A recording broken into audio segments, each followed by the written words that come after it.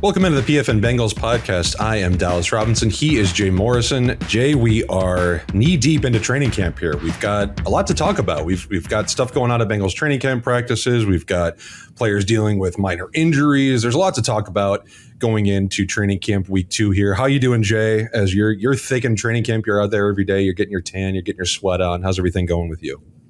Yeah, it's going great. There's been a lot going on, but it hasn't been crazy. We haven't had a major injury yet, and I'm sorry for the people who believe in jinxes. I don't want you to think I'm jinxing the team, but there hasn't been any real dusts up. There's been a little bit of chippiness and some words, but it's just, I don't know. It's been kind of a routine first week plus. Well, I guess we are. It's 1 weekend. They started last Wednesday. Here we are on this Wednesday. So it's been a week of training camp. And even the weather hasn't been bad. I don't think it's touched 90 yet. It's felt hot when the sun's out and it's beating on you. I know that's coming, but it has. It's been I don't want to say easy, but it's been a refreshing. It's been nice to kind of get back into the flow of things without diving headfirst in and having major injuries like we did last year with Burrow on day 2 and major fights like we did with Hendrickson and Orlando Brown on day 3 last year. Everybody's playing it pretty cool this year.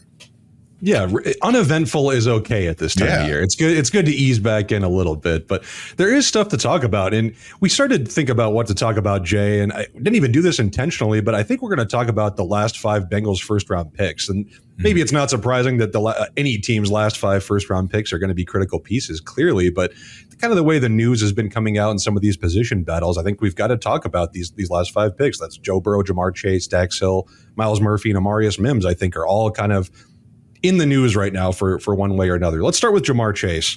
The holdout or / hold in continues going into week 2 of Bengals training camp here.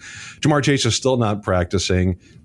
Zach Taylor keeps saying we have a plan, that he is communicating with JaMarr Chase, that, I don't know if he's hinting that this was kind of expected, Jay. I don't know if the Bengals knew this was coming, if maybe Chase and the Bengals had some sort of discussions before training camp came that he would not be practicing temporarily or something like that. It's really kind of unclear because Zach Taylor is not being very open about it.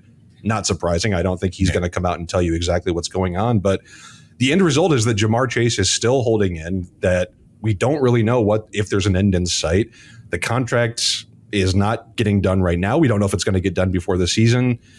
We don't know what's going to happen with JaMarr Chase, Jay. Do you think that eventually this will kind of resolve itself, even if there's not a contract solution, or is this just kind of an open-ended situation that we're just going to have to wait and see?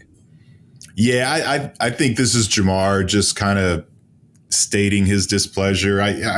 They keep it close to the vest, so this is just speculation. But it knowing how the Bengals operate, seeing the way they treated T. Higgins, they say this is our offer. Kind of take it or leave it.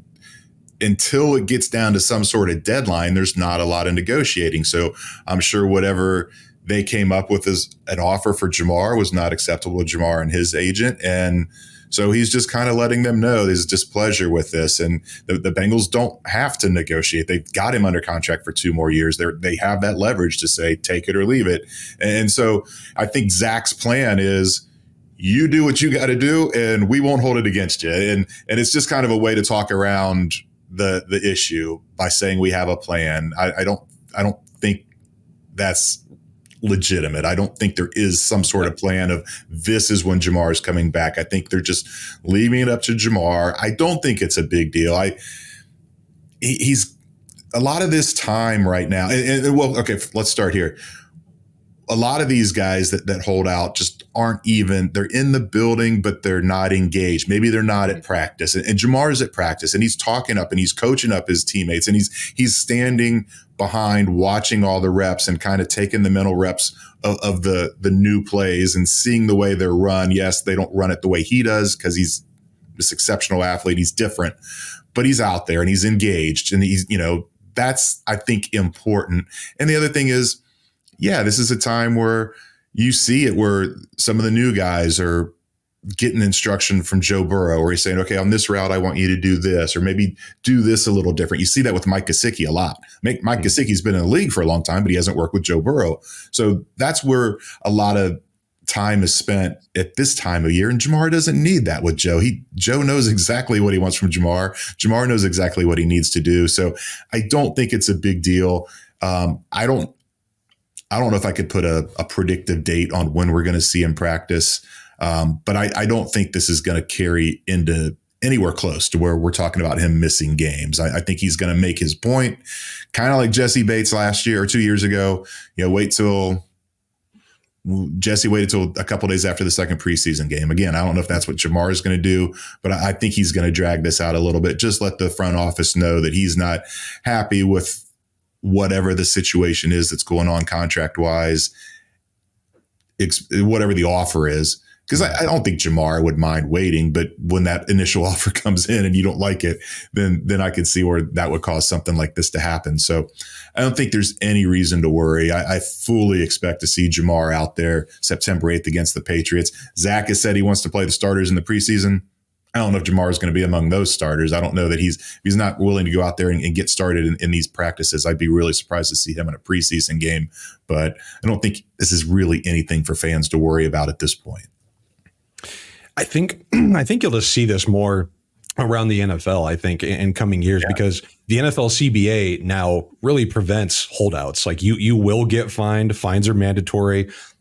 Players on rookie contracts can get those fines forgiven, but it's a much more complicated situation than it's been in years past. So I think players that, even like JaMarr, who's got 2 years left on his contract, who are in a little bit of a contract situation, a little bit of a negotiation, I think this is just a way, like you said, Jay, to show your displeasure a little bit, to show a little bit of what you're thinking without making it this big ordeal that we've kind of seen in years past before the NFL kind of got rid of these holdout situations. So I'm not worried about JaMarr either. I think that it's probably good that all these other receivers are getting this time. It's good that the other guys are getting these looks. And like you said, JaMarr Chase and Joe Burrow have maybe the best working relationship between a receiver and a quarterback in the NFL. So this practice time is not exactly it's not needed right now. Talking about Joe Burrow, Jay, what are your thoughts on how he looks just kind of day to day, coming off the injury? Everything we've heard from Zach Taylor is good. I mean, he said everything to the naked eye on Joe Burrow looks good. Everything throwing, he's the same guy I always knew. It seems like the Bengals obviously have a plan for it to keep him healthy and keep him rested throughout training camp. How does he look just in general? Is there anything that stood out to you through this week of training camp from a Joe Burrow perspective? Yeah, he looks good. I wouldn't say there's nothing that's really been like, wow. He's had a couple throws, some deep balls that he dropped right in the bucket. But you're just so used to seeing that from him, and some hole shots that he puts right between the corner and the safety. And that's what you expect to see. I think it's a good sign that we are seeing it, because there was a little bit of question after the way OTAs and minicamp ended. There are some un-Burrow-like throws at times, and you wonder if that's still kind of a little bit of a zinger in the red. Who knows what's happening there, because you don't typically see him sail balls high, or just see some wobblers, or even he had one the other day where he got it there. I don't know how, because it was between Dax Hill and I can't remember who the safety was, but it looked like for sure the ball was going to be batted down, because it was just not getting there. It was floating, it was fluttering a little bit, but it got there, and there was a reception to T. Higgins. I would say the one thing, and we have seen him throw deep yesterday, first day in pads, he didn't really take any shots down the field. That was probably by design. The one thing that really surprised me yesterday, that first day in pads, is he tucked the ball and ran, and he looked faster than I've ever seen him. I know he's bigger and he's stronger. I don't know if he was doing speed training too, but he got out of the pocket and he zipped down that sideline, and it was like, whoa, that doesn't look like a quarterback running. So am interested to see more of that when whatever number of snaps he gets in the preseason. I don't know. Maybe they'll tell him, don't you dare take off and run in a preseason game. But when it gets into the regular season, I mean, that's always been kind of a subtle hidden gem of his game, is his not just his ability to move in the pocket, but to get out and take off if he needs to. And we didn't see that last year because of the calf, and bring that element back on top of everything else. It could really just be another dimension to this offense. But just his demeanor, the way he's working with receivers, the way he's working with the rookies like Amarius Mims and talking to him. And it's just, he looks like he's in total command. He looks comfortable. And for the most part, his passes look crisp and sharp and with the normal velocity. I think it's, he's got the haircut. He's more aerodynamic now. That could be. It's like good less point. hair, less stuff holding him back. That's good to hear. I think it's true about Burrow. Like Burrow's never going to be Lamar Jackson, Jalen Hurts, obviously, but the pocket awareness, the pocket mobility, it's not Tom Brady, of course, he's the best to ever do it, but it's Brady-esque, right? The ability to move in the pocket and get out when you need to. I think it's good to see that, at least that ability from Burrow heading into the season. You mentioned Amarius Mims. He's another recent first round pick, this year's first round pick that I think we have to talk about. He's been shining at right tackle. Trent Brown is out with an injury right now. Amarius Mims is getting all the snaps at right tackle.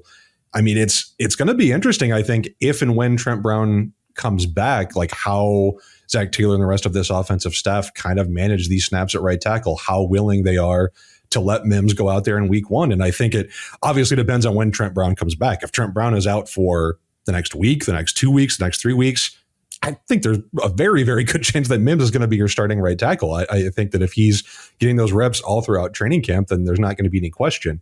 If Trent Brown comes back, tomorrow or this week or next week, maybe it becomes a little more of a battle. But I think through this first week, Jay, I mean, from everything that you've written and other Bengals reporters have said, that Amarius Mims has been one of the stars of training camp, at least through this first week. Yeah, I mean, I don't know if I'd go star so far, but he doesn't make the mistakes. Now, I haven't locked in and watched him every rep, but I can only remember one rep so far where he got beat and Sam Hubbard got around him. But the thing is, his athleticism, his technique is unquestioned. It's just incredible.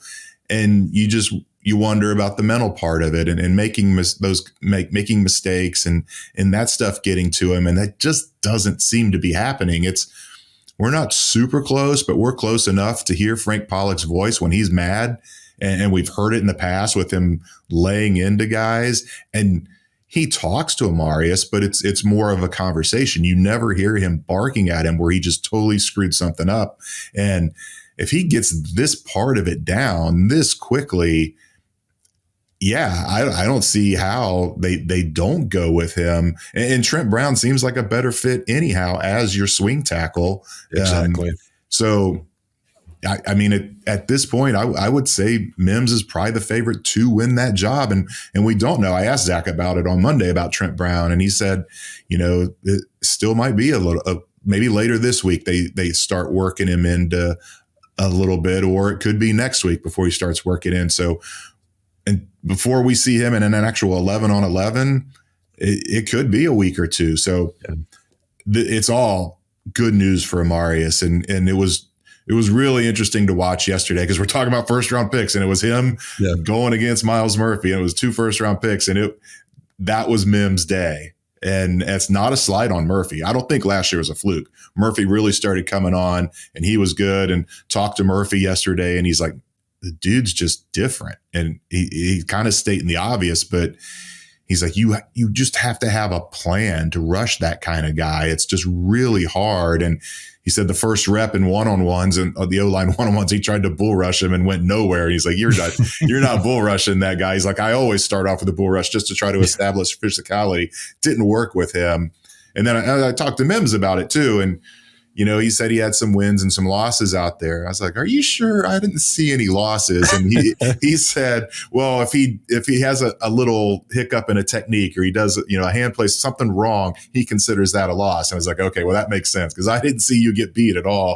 So it's just good to know that a rookie is kind of taking that approach where he's not just saying, hey, I whipped a first round pick all day long in practice. That was a great day. He's still critical of himself. And it's been impressive to watch. The reason I say I hesitate to say he's the star of camp because yesterday was the first day in pads, and it's really hard to gauge O-line play until the pads come on. But it's really, really interesting, and we'll see. If Hendrickson and Hubbard get back out there, guys with a little more experience, a little more of a Rolodex, I guess you could say, of moves and way to attack bigger guys like that can start giving him some fits. But right now, I mean, Amarius he handled Myles like it was nothing yesterday. It was really something to see. You're right. It's very early, and I don't want to make any huge pronouncements. But Amarius Mims, he just feels like a 5 or 10 year pro already. Yeah. Right? He feels the way he talks to the media, the way he talks about his own play. What you mentioned about offensive tackles and offensive linemen in general are a little bit like baseball umpires, right? You don't want to notice them. If you notice them, then they're probably not doing their job. So the fact that Mims, you're really not seeing him make any sort of mistakes that you'd expect from a year one player, especially with a guy who doesn't have the experience like Mims, who hasn't played, 30 college games or anything like that coming into his rookie year. I think it's really, really good to see. We had 7 first round tackles, Jay, taken this year.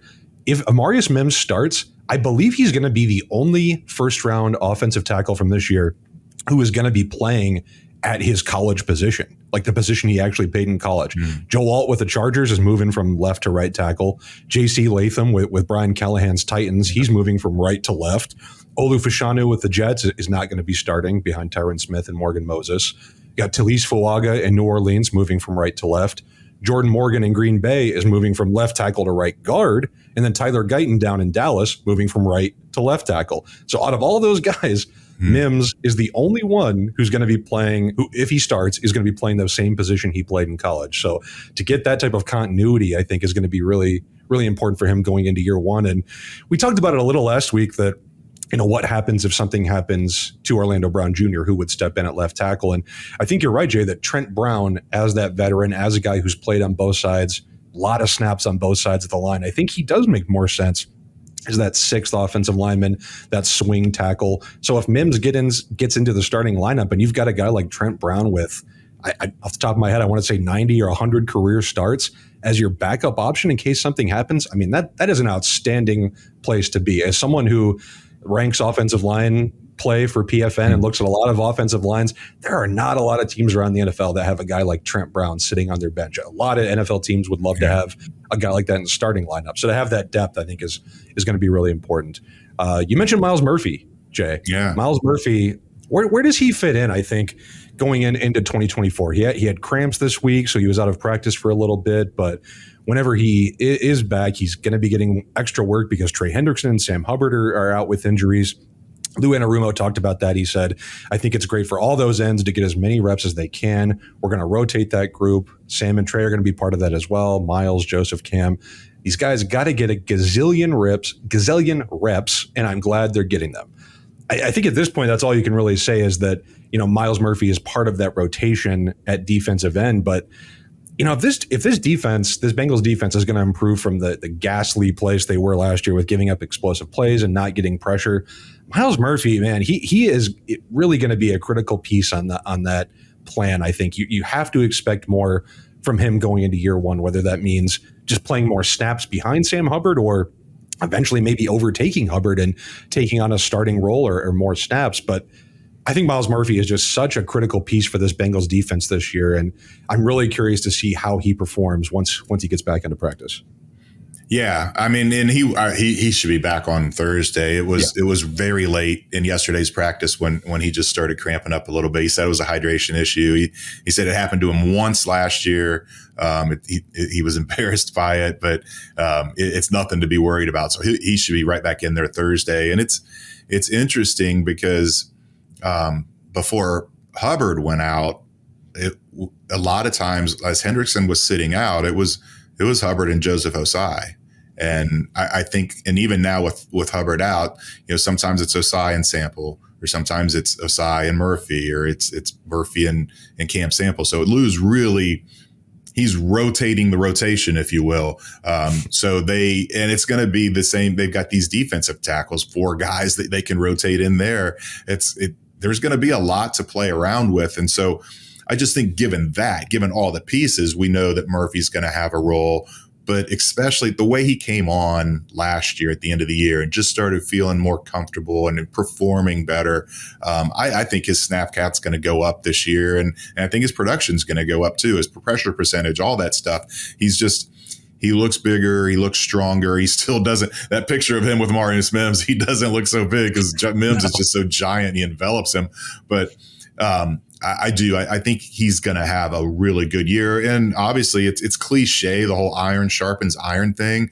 But a guy like Murphy, and he's going to have to go against this physical mountain in Mims the entire training camp, and then he gets into these regular season games and you see some more normal size offensive linemen, I think that's only going to help as well. So I wouldn't be too discouraged about the lack of early production last year from Murphy, or kind of, the not doing much yesterday in his first one-on-one with Mims. He's going to be a big part of this pass rush. And then I think the last first round pick we want to talk about is Dax Hill. Obviously, the cornerback 2 battle is, it's putting aside right tackle for a second because Trent Brown isn't really participating right now. But the cornerback 2 battle is kind of the definitive training camp battle at Bengals camp. How do you see that playing out so far, Jay? DJ Turner versus Dax Hill. Lou Anarumo said all those guys are going to play. We're always going to use a bunch of corners in the number of different schemes that we use. So I think right now they're both having good camps, just keep getting better, stringing those days together. We've mentioned that too, that we've seen the Bengals use rotation at corners, that Lou Anarumo, honestly, more than any other defensive coordinator or most defensive coordinators, likes to play different schemes and different coverages. And you will need guys that have different skill sets. So maybe Dax Hill and DJ Turner do end up splitting those reps at corner. But if they do end up going with one guy to play the majority of the snaps, Jay, do you have like an early sense of where this battle stands? Is one of those guys standing out more than the other? Like who, if you had to say right now who you think will be the starting CB2 in week 1, do you have a sense of who that would be? Well, that's 2 different questions. And here's why I say that, because right now I think DJ Turner is in the lead. He's playing much better, but it's a position he played last year, and he was great in camp last year. And he's just got that comfort level. And a lot of the issues that he struggled with at the end of last year were just because the defense was in such disarray. And now you've got Vaughn and Geno Stone back there directing traffic and getting everybody on the right page. And it's easier for DJ Turner right now. Dax has looked really good at times, and he's looked like, he's still got a ways to go at times, but that's to be expected. It's a brand new position, and it's been 6 practices.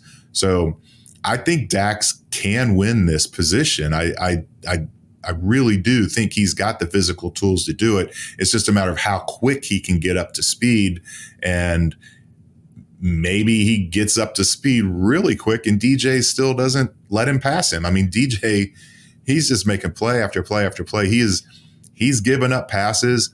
None of them have been easy. He has had great coverage, and he's getting his hands on a lot of balls. So he's definitely in the lead right now, but it doesn't mean that Dax can't get there. The preseason game is going to be big. It's going to get tougher for Dax, actually, because now that Cam Taylor-Britt's back, you're not talking about Dax on one side, DJ on the other, and they're both running with the ones. They're going to have to start being, one of them with the ones, one of them with the twos, and maybe they flip it each day, but it's going to be fewer reps for those guys with the starters. So Dax is really going to have to start making a name, not making a name for himself. They know who he is, obviously, but he's really going to have to start stepping up and eliminating some of those bad plays. He got beat by Kendrick Pryor twice. Kendrick Pryor's looked really good this camp, but he's still a practice squad wide receiver. And if Dax wants to win this job, that can't keep happening. Yeah, I'm really curious to see just how those reps kind of play out as training camp goes on, how it looks in the preseason, how it looks in the joint practices, like who's playing at what spots. I think that is kind of the battle we have to keep watching over these next 2 weeks to see how it plays out. Going back to the offensive side of the ball, Iosivas is getting all sorts of camp hype. Is this deservedly so? Absolutely. I mean, he's playing in the slot. It looks like he is the leading guy for that wide receiver 3 role. But we still got Jermaine Burton in the mix. Trent Irwin's in the mix. Charlie Jones has been making, a couple plays, even if he's struggled a little bit.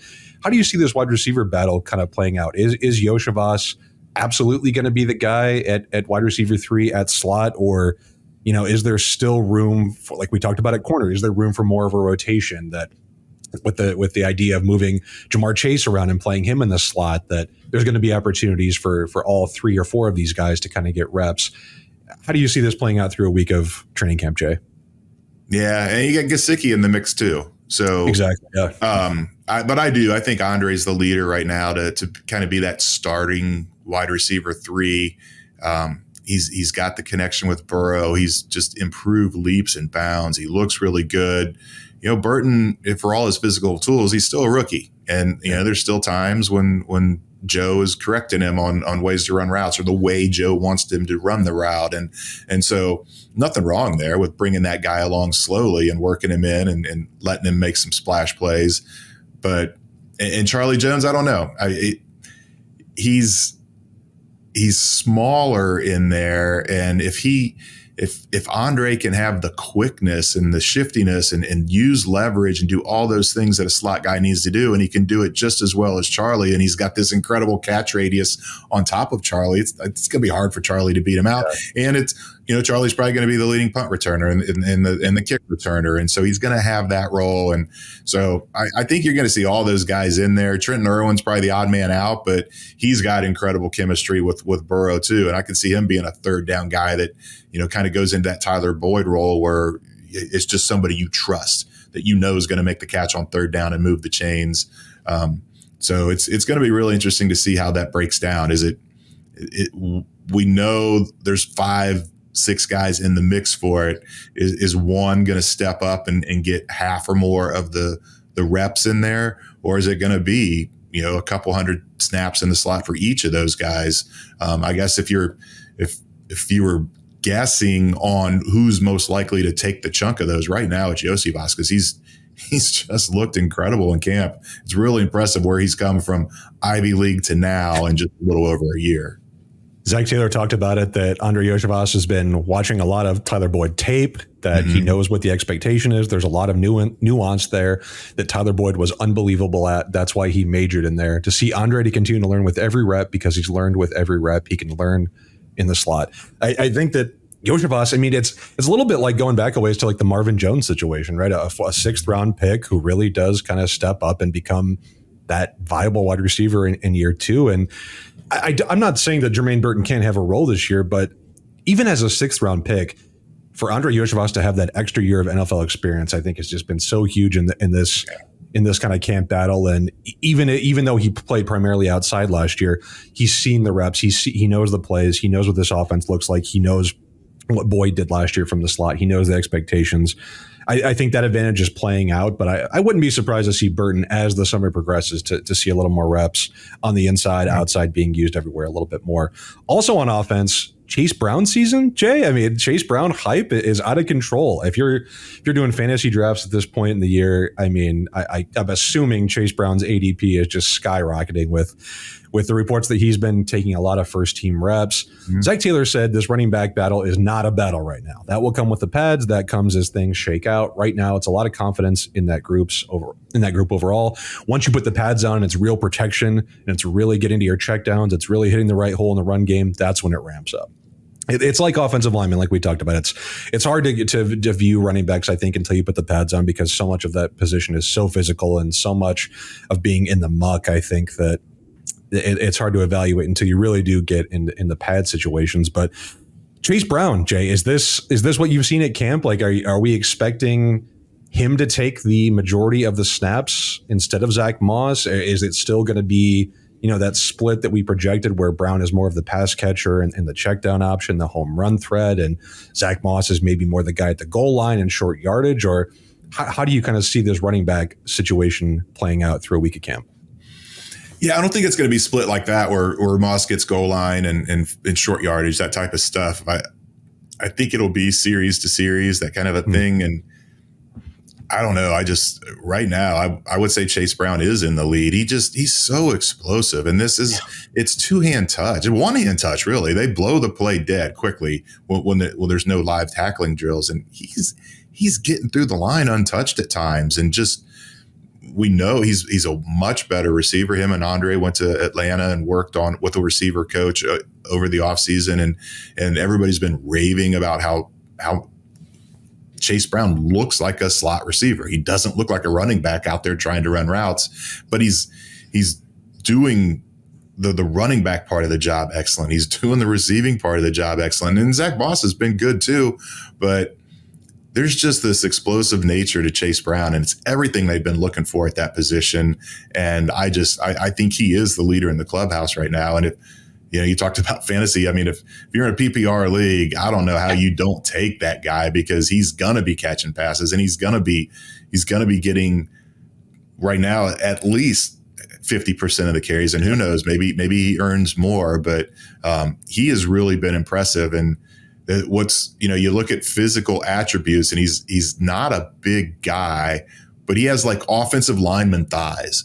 I've never seen a running back with thighs so big. And it's just, that's where the power part of his game comes from. He's not just this quick burst guy.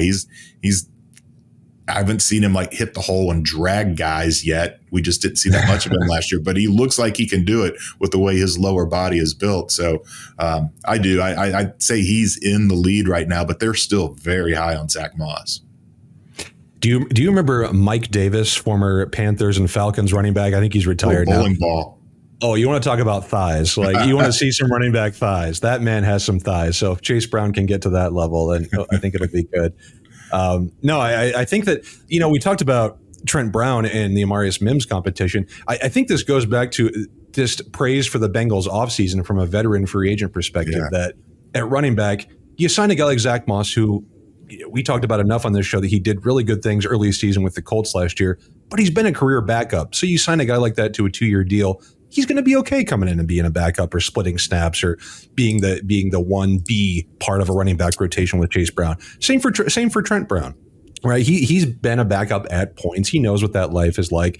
It's okay that these guys are going to be slotted into backup roles because you've got the upside options in a Chase Brown and Amarius Mims. I think from a roster building perspective, I think that how these two battles have turned out, the fact that you've got the established guy who's give you the floor, the veteran, but you've also got that high upside younger player. Yeah. I think it's a testament to how Duke Tobin and the front office kind of approached this offseason from that perspective. Yeah, I absolutely agree. And you've got that rollover factor too, where, even if the high upside ceiling takes a year or two, you've got the guy, not so much with Trent Brown because he's just here for 1 year, but with the case with Chase and Zach, that you can lean on the veteran for a while until the younger guy's ready to explode, but both those young guys look ready to explode. The last offensive piece we'll talk about here is at tight end. Eric All, Fairfield's own, Fairfield alum like Jay Morrison. He has been cleared. He is able to practice. He is going to be back on the field here soon. I think earlier than maybe Eric himself thought that he is back on the field. That any of us maybe thought that he'd be back on the field, but he is. So now the Bengals have this tight end room that we'll see how Tanner McLachlan plays, but you've got Mike Gesicki, Drew Sample, Tanner Hudson, Eric All, Tanner McLachlan. One of those guys is not going to make this roster, obviously. I don't think the Bengals are going to keep 5 tight ends. So it's interesting to see how that room is going to play out. Gesicki obviously is going to be the primary receiver, maybe the big slot at times. Sample has his role as a blocker. Maybe All and McLachlan. All is obviously going to make the team. So it's really McLachlan versus Hudson, I think, for that last role. I don't know how it's going to turn out. Hudson's been here last year. McLachlan's the younger player. But either way, I think getting All back in there, just like we talked about with the running back battle, you've got Gesicki and Sample, who are the veterans who can have complementary strengths. And then you've got All as this upside option, mid-round pick who, coming off an injury, tight ends always take a while to produce anyway. Probably not counting on him a bunch for this year, but to have him back on the field, getting those reps, learning from Sample and Gesicki and what they do, I think it's great to have him back on the field and at least gives you a peek into the future of what this tight end position could be on the Bengals roster. Yeah, I don't want to throw shade at Drew Sample, but watching Eric All run routes compared to Drew Sample was night and day, and Eric's even dealing with a little uncertainty with the knee, and his first play in 7-on-7s yesterday, he goes up and catches a contested ball. Jordan Battle really took a rip at it and couldn't get it out. That was impressive. He had a kind of a leaping, twisting catch just in routes on air. Yeah, obviously no defender there, but the ball wasn't perfectly placed, and he just looked so smooth going up and catching it. And you're right. As a 4th-round pick, he's making this team. He's practicing now. There's no reason to believe that he's going to start on any kind of list. And Tanner Hudson's really kind of quietly had a really good camp. He's kind of validating what he did last year and showing that it wasn't a one-hit wonder. And he's getting close to being a lock for this. I think Tanner McLachlan's the odd guy out. He's missed the last couple practices. We don't know what's going on there, but he had offseason core muscle surgery, came back from that. He was cleared and ready to go for the start of camp, and he was practicing, but now he's been out the last couple. And so, there's a chance we'll see. There's a new rule this year where you can put 2 guys on IR before cutdown day and still be able to bring them back. That used to be the case. That didn't used to be the case. You used to have to carry a guy on the initial 53, then put him on IR if you wanted him to return. So if they can get through this camp without any injuries, then maybe that's how that's what they do. They stash Tanner McLachlan and don't expose him to waivers. But even so, he's a 6th-round pick. Even if he does come back and he's healthy and he's practiced, I think they'd be more likely to cut him and take the chance that he doesn't get picked up on waivers as opposed to Hudson. And it's not going to happen with All. So I think that's your 4 guys: Gesicki, Sample, All, and Hudson, and Tanner McLachlan. You got 2 Tanners at one position, but he's probably the odd guy out. And he's not done anything to look like he doesn't belong, but these other guys are just stepping up and playing well. And Eric All's just started, but he already looks like he's validating that draft pick, because first day, even Zach kind of downplayed it on his press conference on Monday. Like, well, we cleared him, but that was just to get him into walkthroughs and let him get some mental reps. It's probably going to be a while before you see him do anything. And then here he is the next day out there making this incredible catch. And so he wants to show he belongs. He certainly looks like he belongs, and I think we're set. I think we're looking at who the 4 tight ends are going to be on this team come September 8th. Yeah, you talk about Tanner McLachlan and Tanner Hudson being confusing. Do the Bengals have more like confusing name overlaps than any team in the NFL? Like Orlando Brown, Chase Brown, Trent Brown, JaMarr Chase. Chase Brown, 2 Tanners. Like we had DJ, and BJ last year. It's like there's so much overlap that it does get confusing with all these names. Yeah, the Jets, I think the Jets had a situation like that, Quincy Williams, and they had a bunch of guys that were similar names. And but even last year, someone would ask you would ask Brian Callahan a question about Joe, and Joe Mixon or Joe Burrow. It was just they've got all these overlapping names. It is a little confusing at times. Last thing we'll get into here before we sign off is the new locker room, of course, debuted this week. Jay was there. I will pull up some photos here that Jay has of the new locker room. Jay, I just want to get your takeaways on this. Jay wrote an amazing article at PFN with photos and all the excellent details the Bengals have put into this locker room. Long time coming, obviously. I think we do have to just praise the Bengals, at least for responding to the NFL PA survey that came out last year that we talked about on this show, that they got horrible marks for locker room, for cafeteria, for food, for everything. And we criticized the Bengals at that time. They've responded clearly with this locker room renovation. It looks incredible. It's so funny to look around the NFL and see the disparity in some of these locker rooms, especially when you see what college locker rooms look like, and obviously. But this, I think, is more in line with what the rest of the NFL is kind of modernized in terms of locker rooms. It's got all the excellent Bluetooth locking systems. It's got plenty of outlets. It's got a quick dry compartment for player stuff. It's got all the modern amenities I think you'd expect in a 2024 NFL locker room. Yeah, the quick dry thing is really cool because I think everybody focuses on how the locker room looks. I think this locker room is going to smell better than most locker rooms because that quick dry has these fans, and then it just sucks it doesn't blow. The fans are to dry the shoulder pads of all the sweat after practice or anything else you want to put up there that's sweaty, and it doesn't just blow the air out into the locker room. It blows it into an exhaust system behind it and sucks that all out of the building. And so I think that's a really cool element. And,